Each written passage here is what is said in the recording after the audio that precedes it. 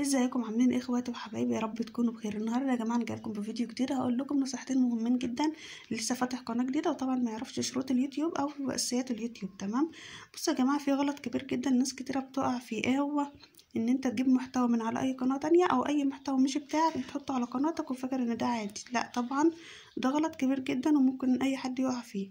حتى لو جالك ان انت مثلا ده مفعل الربح او مفيش اي مشكله عليه، بعد كده بيجيلك انذار ان هو محتوى معاد استخدامه. تمام، وبعد كده يا جماعة بعد ما تحقق ساعات منه ومشاهدات منه كل ده بينزل تاني وبترجع تاني بتبدأ من الأول. لازم المحتوى اللي انت تعمله في قناتك لازم تكون انت عامله بنفسك في بيتك، انت اللي عامله بنفسك بإيدك. تمام، فلازم تخلي بالك من النقطة دي، لأن في ناس كتير بتقع في الغلط ديت وفاكرة ان حاجة عادية مش فيها مشكلة. تمام، لا يا جماعة، هي فيها مشكلة كبيرة جدا، وبعد كده اليوتيوب بيديك انذار وتاني مرة ممكن يقفل لك قناتك بسهولة جدا. فخلي بالنا، لان ممكن تحقق منه ساعات وممكن تحقق منه زي ما قلت لكم، والساعات ديت بعد كده بتنزل تاني، فبترجع عايز تحقق الساعات ديت تاني من الاول مشاهدات، وطبعا هتاخد وقت كبير جدا في القناة كده. لا لان نبدأ من الاول صح علشان اليوتيوب مش يقفل قناتك بسهولة جدا.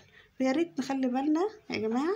وطبعا على الاقل عشان انت تحقق الحاجات ديت بسرعه لازم على الاقل تنزل فيديو كل يوم او فيديوهين كمان.